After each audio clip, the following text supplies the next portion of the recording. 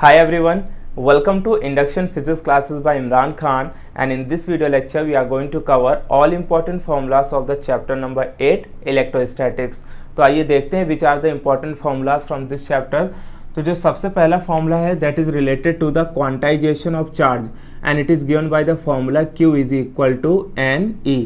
तो quantization of charge का हम लोग फॉर्मूला यूज़ कहाँ पर करते हैं। सपोज करो अगर हमारे पास कोई गिवन बॉडी है, ठीक है, ये कोई बॉडी है let it be any shape की, और इस पे सपोज करो 10 कूलम ऑफ चार्ज प्रेजेंट है।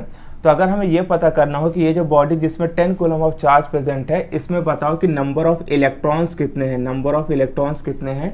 अगर हमें ये पता करना हो तो हम इस फॉर्मूले से इसको फाइंड आउट कर सकते हैं, क्योंकि Q का मतलब क्या है, charge on the body, N का मतलब क्या है, नंबर ऑफ इलेक्ट्रॉन्स, और E का मतलब क्या है, चार्ज ऑन इलेक्ट्रॉन, जो कि हमें पता होता है। E की तो वैल्यू कांस्टेंट है 1.6 इंटू 10 की पावर माइनस 19। या दूसरे तरीके से ऐसा क्वेश्चन हो सकता है कि हमें नंबर ऑफ इलेक्ट्रॉन गिवन हो और पूछे कि बताओ कि बॉडी में कितने नंबर ऑफ चार्जेस प्रेजेंट है, तो भी हम इस फॉर्मूले का यूज़ कर सकते हैं। तो याद रखना, इस फॉर्मूले का यूज़ हम कब करते हैं, in order to find the number of charge present in the body, और we have to find the number of electrons in the body. उसके बाद जो हमारा दूसरा फॉर्मूला है, it is related to the electrostatic force of attraction between the two charges. दो charges के बीच में लगने वाला जो फोर्स का फॉर्मूला हमें मिलता है, it is given by F is equal to 1/4 pi epsilon Q1 Q2 upon R square, है ना।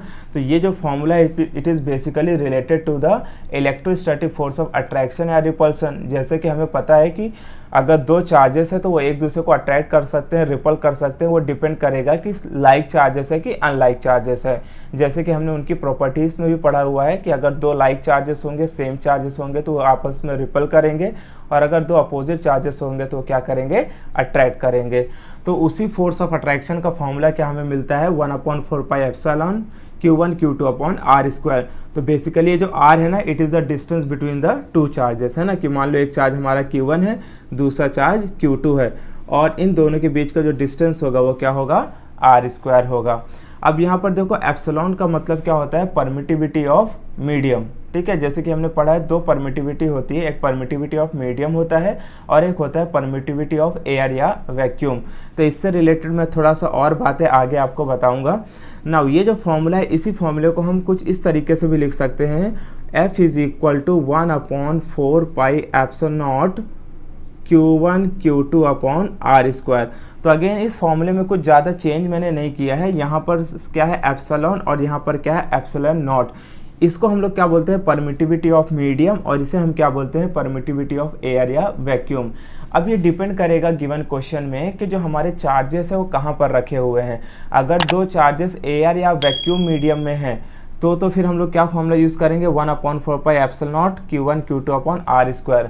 लेकिन अगर हमारे चार्जेस किसी मीडियम में रखे हुए हैं, जैसे ऑयल मीडियम में रखे हैं, वाटर मीडियम में रखे हैं, तो फिर वहाँ पर जो परमिटिविटी हमें लेना होगा वो क्या लेना होगा, एप्सिलॉन। तो इससे ये जो हमने दो फॉर्मूलेस लिखे हैं, ये डिपेंड करेगा कि हमारे जो दो चार्जेस हैं वो किस मीडियम में रखे हुए हैं। अब यहाँ पर देखो एप्सिलॉन जो है ये एक्चुअली फिक्स होता है, यानी कि परमिटिविटी ऑफ एयर या वैक्यूम की वैल्यू होती है 8.85 इंटू 10 की पावर माइनस 12। तो ये आपको याद रखना है, परमिटिविटी ऑफ एयर या वैक्यूम के लिए वैल्यू जो है 8.85 इंटू 10 की पावर माइनस 12 होती है। लेकिन जो एप्सिलॉन है इसकी जो परमिटिविटी है वो डिपेंड करेगा कि वो मीडियम कैसा है, उस हिसाब से उसकी वैल्यू चेंज होती रहेगी। अब जो हमारा नेक्स्ट फार्मूला है वो इसी से रिलेटेड है, and it is formula of the dielectric constant. तो डाइलेक्ट्रिक कांस्टेंट को हम लोग के से डिनोट करते हैं, और इसका फार्मूला होता है एप्सिलॉन अपॉन एप्सिलॉन नॉट, ठीक है। तो के को हम लोग क्या बोलते हैं, डाइलेक्ट्रिक कांस्टेंट। और ये जो डाइलेक्ट्रिक कांस्टेंट है ये क्या है, basically it is the ratio of permittivity of medium to the permittivity of vacuum, ठीक है। तो permittivity of medium, permittivity of vacuum के रेशियो को ही हम लोग क्या बोलते हैं, डाइलेक्ट्रिक कांस्टेंट। तो ये बताता है हमें कि जो चार्ज है वो हमारे कहाँ पर रखे हो, उस हिसाब से हमारा परमिटिविटी का वैल्यू क्या होगा, चेंज होते रहेगा। तो आई होप कि ये दोनों फॉर्मूला समझा होगा कि ये दोनों फॉर्मूले में देखो यहाँ पर एप्सिलॉन है और यहाँ पर एप्सिलॉन हम लोग के भी यूज़ कर सकते हैं। लेकिन यहाँ पर देखो अगर हम लोग इसको डिराइव करें तो क्या हो जाएगा, epsilon is equal to epsilon के। तो हमने क्या किया, यहाँ पर एप्सिलॉन था, इसको हटा के हमने क्या रख दिया, एप्सिलॉन के। एज जो के की वैल्यू है ना फॉर एयर या वैक्यूम के लिए जो k की वैल्यू होती है ना वो कितनी होती है, 1 होती है। तो 1 यहाँ पर अगर हम वैल्यू रखते भी हैं तो इक्वेशन में कोई फ़र्क नहीं पड़ेगा, इसीलिए हम एप्सिलॉन k दिखाते भी हैं या नहीं दिखाते हैं। अगर आप लिखना चाहते हैं तो k लिख सकते हैं, नहीं लिखना चाहते हैं तो ना लिखें, क्योंकि k की वैल्यू क्या होती है, 1 इन केस ऑफ एयर और वैक्यूम। लेकिन अगर वहाँ पर k की वैल्यू ऑलरेडी गिवन है कि k की वैल्यू आपको 5 लेना है, 6 लेना है, तो फिर आपको उस हिसाब से k की वैल्यू को कंसिडर करना है। Then the next formula is related to the electric charge distribution। जैसे कि हमें पता है कि किसी भी बॉडी में चार्ज का डिस्ट्रीब्यूशन दो तरीके से हो सकता है, एक होता है यूनिफॉर्म चार्ज डिस्ट्रीब्यूशन और एक होता है नॉन यूनिफॉर्म चार्ज डिस्ट्रीब्यूशन। अब यूनिफॉर्म नॉन यूनिफॉर्म का मतलब क्या है, हमारी जो बॉडीज़ हैं वो दो टाइप्स की होती हैं, symmetric bodies and asymmetric bodies, या उसे आप अनसिमेट्रिक बॉडीज़ भी बोल सकते हो। अब सिमेट्रिक बॉडीज़ में क्या होता है कि एक डेफिनेट शेप एंड साइज़ होता है। तो सिमेट्रिक बॉडीज़ के अंदर हमारी क्या क्या चीज़ें आ जाती हैं, जैसे कि एक प्लेन शीट हो गया, सिलेंडर हो गया, स्फीयर हो गया, ये सारी की सारी कैसी बॉडीज़ कहलाती हैं, सिमेट्रिक बॉडीज़ कहलाती हैं। लेकिन अगर मान लो कि हमारा कोई ऐसी बॉडी है जिसका कोई डेफिनेट शेप एंड साइज़ नहीं है, तो फिर हम उसे क्या बोलते हैं, अनसिमेट्रिक बॉडी। तो इसमें जो चार्ज का डिस्ट्रीब्यूशन होता है वो सेम नहीं होता है। जैसे मैं कोई भी एक सिमेट्रिक बॉडी ले लेता हूँ, सपोज करो मैंने क्या किया, एक प्लेट ले लिया, ठीक है। अब इसमें जो चार्ज का डिस्ट्रीब्यूशन होगा, है ना, वो कैसा होगा, इक्वली चार्ज का डिस्ट्रीब्यूशन रहेगा। तो जब ये चार्ज का डिस्ट्रीब्यूशन इक्वल होगा सारी जगह पे, तो हम इसे क्या बोलते हैं, यूनिफॉर्म चार्ज डिस्ट्रीब्यूशन। लेकिन अगर कोई ऐसी बॉडी है, इस तरह की कोई बॉडी है, तो इसमें जो चार्ज का डिस्ट्रीब्यूशन होगा वो इक्वल नहीं होता। इसमें कैसा होता है, जहाँ पर एजेस है ना, यहाँ पर चार्जेस का वैल्यू ज़्यादा होता है और बाकी जगह पर चार्जेस का वैल्यू बहुत कम होता है। तो इसमें जो चार्ज का डिस्ट्रीब्यूशन है वो कोई यूनिफॉर्म नहीं होता है। तो इस तरीके से, तो इसे हम क्या बोलते हैं, नॉन यूनिफॉर्म चार्ज डिस्ट्रीब्यूशन।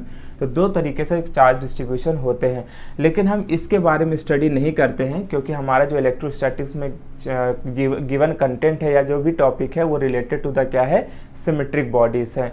तो सिमेट्रिक बॉडीज़ में जो चार्ज का डिस्ट्रीब्यूशन होता है वो कैसा होता है, इक्वल होता है। अभी जो चार्ज के डिस्ट्रीब्यूशन है वो तीन तरह के होते हैं। सबसे पहला होता है linear charge distribution. Linear charge distribution का मतलब है कि सपोज करो अगर अपने पास एक थिन वायर है या रॉड है, तो इसके ऊपर जो चार्ज का डिस्ट्रीब्यूशन होगा वो कैसा होगा, अलोंग द लेंथ होता है, कुछ इस तरीके से।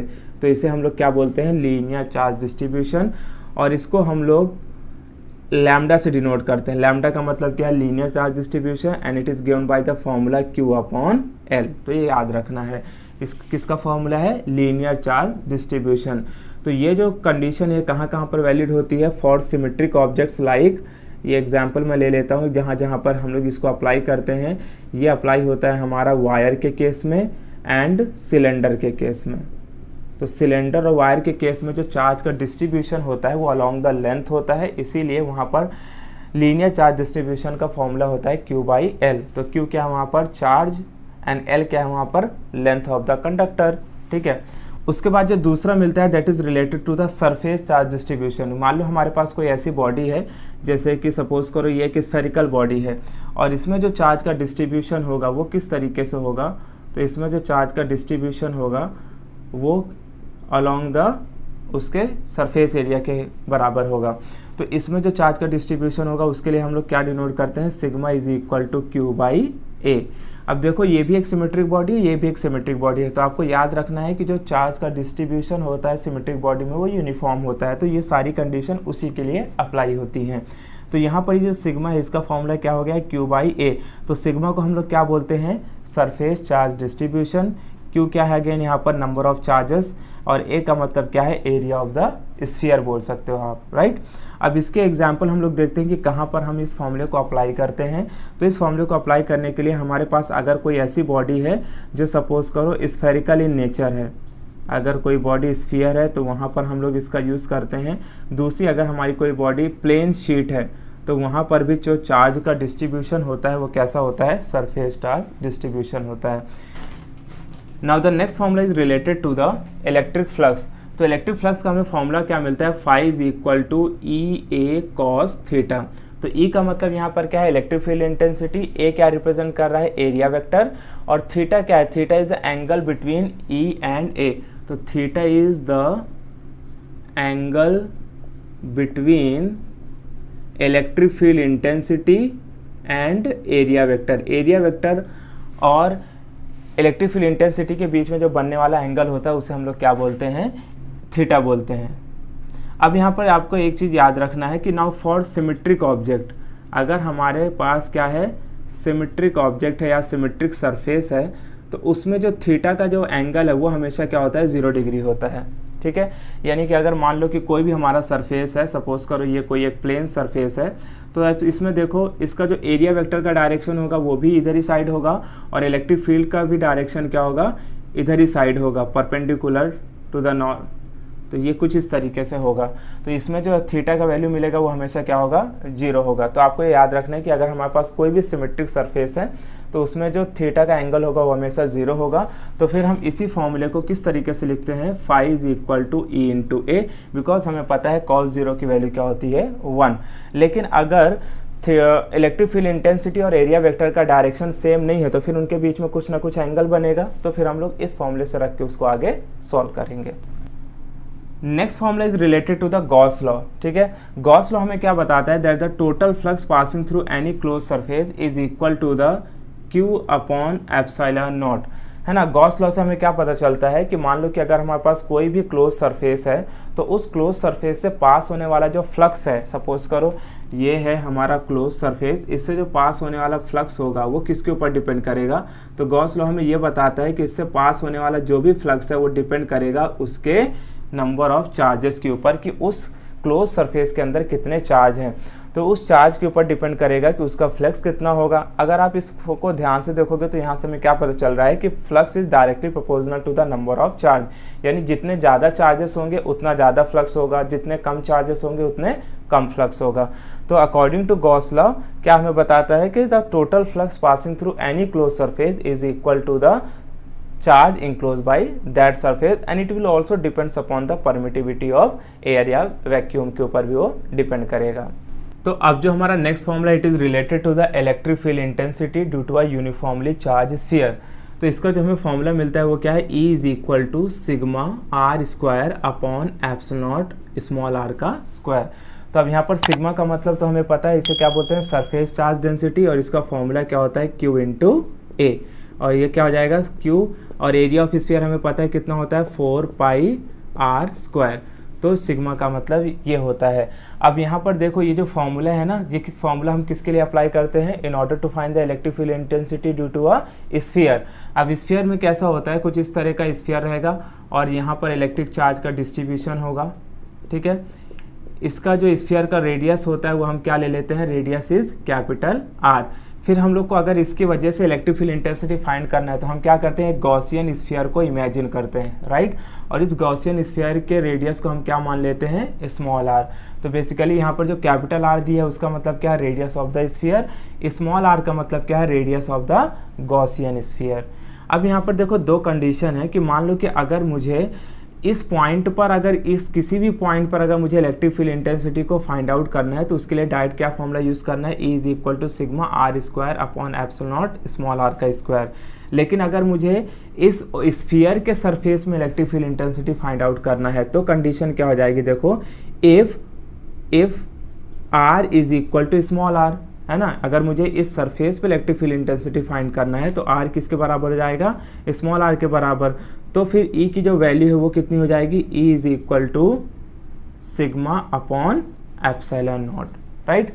Now if R is equal to 0, मान लो कि अगर हमें ये पता करना है कि सेंटर पर, स्फीयर के सेंटर पर इलेक्ट्रिक फील्ड इंटेंसिटी कितनी होगी, तो हमें जैसे कि पता है सेंटर पर इलेक्ट्रिक फील्ड इंटेंसिटी क्या होती है, 0। तो ये आपको याद रखना है। Now the next formula is related to the electric field intensity due to a long wire या सिलेंडर, और इसका फॉर्मूला क्या मिलता है, E is equal to lambda upon 2 pi epsilon naught small R. अब ये यहाँ पर क्या है, लैम्डा का मतलब अगेन क्या है, लीनियर चार्ज डिस्ट्रीब्यूशन, और इसका फॉर्मूला क्या होता है, lambda is equal to Q into L होता है। ठीक है, अब इसमें क्या है, सपोज करो अगर हमारे पास कोई एक सिलेंडर है, ये सपोज करो सिलेंडर है, तो इस सिलेंडर से पास होने वाला जो फ्लक्स है उसके लिए हम लोग क्या करते हैं, यहाँ पर एक नॉर्मली गॉसियन सरफेस को इमेजिन करते हैं। ठीक है, ये गॉसियन सरफेस है और यहाँ से इसका जो रेडियस होगा वो क्या होगा, आर। तो अगर हमें इस पॉइंट पर क्या फाइंड आउट करना है कि इलेक्ट्रिक फील्ड इंटेंसिटी कितनी होगी। तो इसका फॉर्मूला क्या है, E = λ/2πε0r। तो इससे रिलेटेड कोई भी अगर क्वेश्चन होता है तो डायरेक्ट ही होता है, तो हमें डायरेक्ट ही इस फॉर्मूले को अप्लाई करना है। उसके बाद जो नेक्स्ट फॉर्मूला है हमारा, that is related to the electric field intensity due to a plane sheet. तो प्लेन शीट की वजह से इलेक्ट्रिक फील्ड इंटेंसिटी कितनी होगी। तो it is given by the formula E = σ/2ε। क्या है फॉर्मूला, σ/2ε। वापस से सिग्मा का मतलब क्या है, सरफेस चार्ज डेंसिटी, यानी कि इसमें हम लोग क्या मान लेंगे कि सपोज करो एक प्लेट है और इस प्लेट में जो चार्ज का डिस्ट्रीब्यूशन है वो कुछ इस तरीके से है। तो इस प्लेट की वजह से जो इलेक्ट्रिक फील्ड होगी वो कितनी होगी। तो इसके लिए हमें फॉर्मूला क्या मिलता है, E = σ/2ε। अब यहाँ पर एक कंडीशन आपको याद रखना है कि मान लो हमारे पास दो प्लेट है जो एक दूसरे के एकदम पैरेलल रखी हुई हैं, सामने सामने रखी हुई हैं। तो उनकी वजह से, दो प्लेट की वजह से इलेक्ट्रिक फील्ड इंटेंसिटी कितनी होगी। तो इसका हमें जो फॉर्मूला मिलता है वो क्या है, E = σ/ε। ठीक है, क्यों, क्योंकि σ/2ε प्लस σ/2ε मिलके क्या बन जाएगा, σ/ε। तो ये फॉर्मूला हम लोग को तब अप्लाई करना है जब हमारे पास दो पैरेलल प्लेन शीट दी हुई हो और दोनों आपस में एक दूसरे के सामने हो। तो उससे जो बनने वाला जो इलेक्ट्रिक फील्ड होगा वो कितना होगा, σ/2ε। अगर एक ही प्लेट है तो उसके वजह से जो इलेक्ट्रिक फील्ड इंटेंसिटी होगी वो कितना होगा, σ/2ε0। Now the next formula is related to the electric potential due to a single charge. किसी एक चार्ज की वजह से किसी पॉइंट पर कितना पोटेंशियल होगा। तो इसका फॉर्मूला मिलता है V = 1/4πε/Q/r, राइट। अब यहाँ पर देखो जो 1/4πε है ना, इसकी जो वैल्यू होती है वो होती है 9 × 10⁹। तो ये आपको याद रखना है। एक केस अब यहाँ पे याद रखना है कि एट r = इन्फिनिटी, अगर r की वैल्यू हमारी इन्फिनिटी हो जाती है तो उस पॉइंट पर भी पोटेंशियल कितना होगा, 0, क्योंकि इन्फिनिटी पे कोई भी वैल्यू हम क्या कंसिडर करते हैं, 0 कंसिडर करते हैं। तो अगर r की वैल्यू 0 हो जाएगी तो पोटेंशियल भी उस पॉइंट का क्या हो जाएगा, 0 हो जाएगा। नेक्स्ट जो हमारा फॉर्मूला है that is related to the electric potential due to a dipole. Suppose करो हमारे पास कोई एक डाइपोल रखा हुआ है, ये है डाइपोल। डाइपोल का मतलब क्या होता है, ये -q चार्ज है, ये +q चार्ज है और दोनों के बीच का जो डिस्टेंस है वो कितना है, 12 है। तो इस डाइपोल की वजह से अगर मुझे किसी भी आर्बिट्री पॉइंट पर अगर ये पता करना है कि इलेक्ट्रिक पोटेंशियल कितना होगा, तो इसका फॉर्मूला मिलता है Vc = 1/4πε P cos θ/r का स्क्वायर। ठीक है, तो ये फॉर्मूला आपको याद रखना है। ये क्या बताता है हमें, electric potential due to a dipole at any arbitrary point. Arbitrary point किसे बोलते हैं कि एक्सियल लाइन को छोड़कर और इक्वेटोरियल लाइन को छोड़कर बाकी अगर हमारा पॉइंट किसी भी पॉइंट पे लाई करेगा तो उसे हम क्या बोलते हैं, आर्बिट्री पॉइंट। तो ये हमने क्या लिया, इस पॉइंट पर अगर हमें इलेक्ट्रिक पोटेंशियल पता करना है इस डाइपोल की वजह से, तो उसका फॉर्मूला क्या होता है, 1/4πε0 P cos θ/r²। यहाँ पर जो P का मतलब है बेसिकली वो क्या है, P is the electric dipole moment और इसका फॉर्मूला होता है Q × 12। तो ये आपको याद रखना है, ठीक है। और इलेक्ट्रिक डाइपोल मोमेंट का जो डायरेक्शन होता है वो हमेशा किधर से किधर की तरफ होता है, नेगेटिव चार्ज से लेकर पॉजिटिव चार्ज की तरफ उसका डायरेक्शन होता है। अब हम यहाँ पर दो केस देते हैं। क्या है कि अगर हमें ये पता करना हो कि electric potential along the axis कितना होगा और electric potential along the equatorial line कितना होगा। तो जैसे कि हमें पता है electric potential along the axis में थीटा की वैल्यू क्या हो जाएगी, 0। तो अगर हम थीटा की वैल्यू 0 ले लेते हैं तो ये फॉर्मूला क्या हो जाएगा, Vc = अब Vc नहीं बोलेंगे, अब यहाँ पर हम बेसिकली क्या बोलेंगे, Va का मतलब है electric potential on the axial line और इसका फॉर्मूला होगा 1/4πε P, क्योंकि cos 0 की वैल्यू क्या होगी 1, तो P अपॉन क्या हो जाएगा, r²।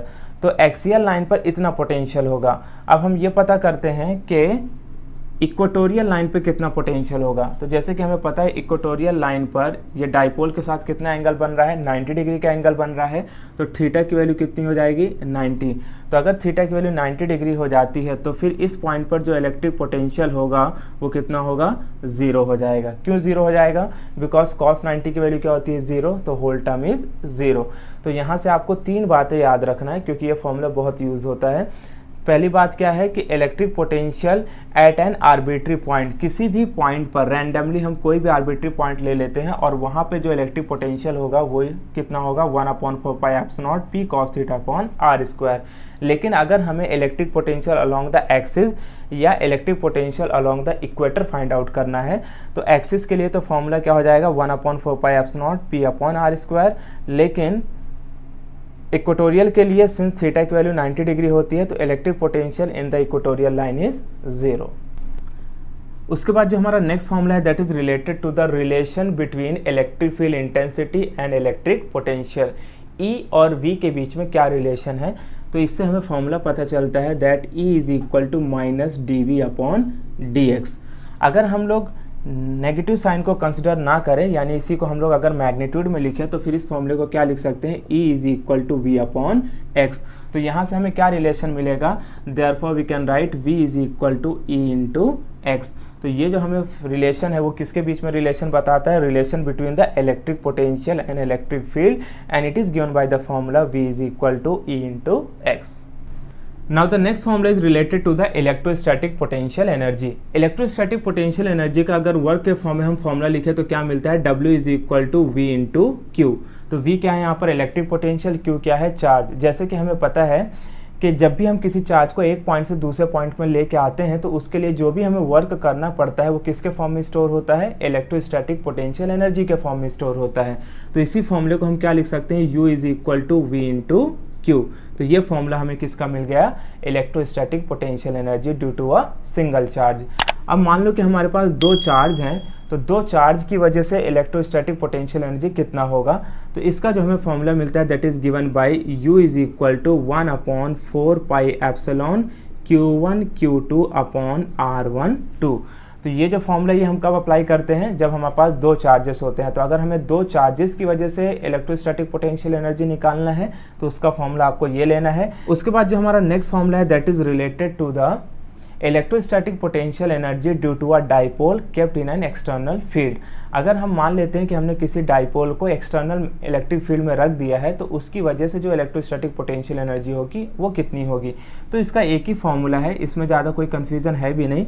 इसका फॉर्मूला है U is equal to PE cos θ1 minus cos θ2।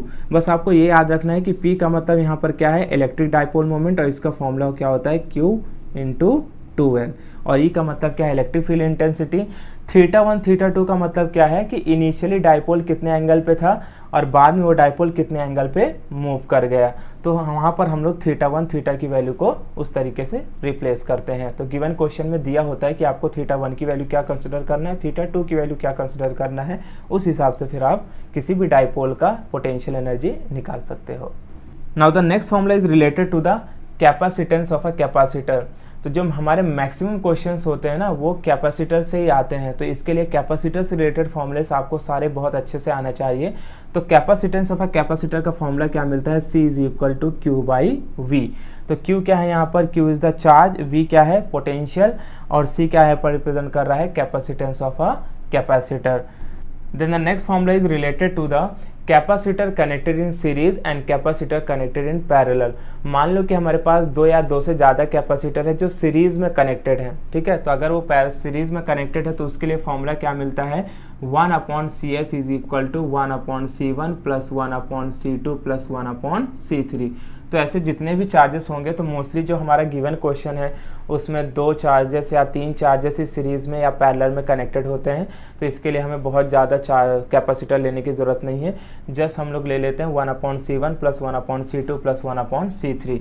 यानी हमारे पास सपोज करो कुछ ऐसा कंडीशन है ना, ये कोई कैपेसिटर है जो इस तरीके से कनेक्टेड है, ये हम लोग ले लेते हैं C1 C2 C3, और ये कैसे कनेक्टेड है, they are connected in series. तो जब ये सीरीज में कनेक्टेड होंगे तो उसके लिए फॉर्मूला क्या है, 1/CS is equal to 1/C1 plus C2 and C3। इसके लिए अब हम क्या करेंगे, एक डायरेक्ट फॉर्मूला अप्लाई कर लेंगे। तो इसको हम क्या लिख सकते हैं, therefore CS is equal to C1 C2 C3 upon C1 C2 plus C2 C3 plus C3 और C1। ये क्या है, डायरेक्ट मेथड है, डायरेक्ट फॉर्मूला है जिसको आप अप्लाई कर सकते हो। अगर सपोज करो हमारे पास 2 ही कैपेसिटर हैं तो फिर इसी फॉर्मूले को क्या लिखेंगे, 1/CS is equal to 1/C1 plus 1/C2। तो इसके लिए हमारे पास फॉर्मूला क्या बनेगा, capacitor in series is equal to C1 C2/C1 plus C2। तो ये फॉर्मूला आपको याद रखना है। उसके बाद जो नेक्स्ट फॉर्मूला है हमारा, that is related to the capacitor connected in parallel. मान लो अगर हमारे जो गिवन कैपेसिटर है वो पैरेलली कनेक्टेड है तो फिर उसके लिए फॉर्मूला क्या होता है, उसके लिए तो फॉर्मूला बहुत आसान है, Cp is equal to C1 plus C2 plus C3। जितने भी कैपेसिटर हैं जो पैरेलली कनेक्टेड हैं उनको जस्ट हमें क्या कर देना है, प्लस प्लस कर देना है। अगर 2 कैपेसिटर हैं तो C1 प्लस C2, तो इसमें कुछ ज़्यादा प्रॉब्लम नहीं होता है क्योंकि इसमें जस्ट आपको ऐड करना होता है। सीरीज में जब कैपेसिटर कनेक्टेड होते हैं तो इन फॉर्मूले से हम उसे सॉल्व करते हैं। Now the next formula is related to the capacitance of a parallel plate capacitor without dielectric. यानी कि अगर हमारे पास पैरेलल प्लेट का कैपेसिटर है और अगर हमने वहाँ पर डाइलेक्ट्रिक को इंट्रोड्यूस नहीं किया है तो फिर उसका कैपेसिटेंस कितना होगा, तो it is given by formula C is equal to A epsilon naught upon D। तो A क्या हो गया वहाँ पर, एरिया ऑफ द 2 प्लेट्स, ठीक है। D क्या डिफाइन कर रहा है, separation distance between the 2 plate, 2 plate के बीच का separation distance. Then the next formula is related to the capacitance of a parallel plate capacitor when dielectric medium is introduced। तो अगर हम ऐसा मान लेते हैं कि ये हमारा क्या है, कैपेसिटर है और इस कैपेसिटर के बीच में हमने क्या किया, एक किसी भी डाइलेक्ट्रिक मीडियम को इंट्रोड्यूस कर दिया जिसका जो थिकनेस है वो कितना है, T है, और 2 प्लेट का जो सेपरेशन होता है वो कितना होता है, D होता है।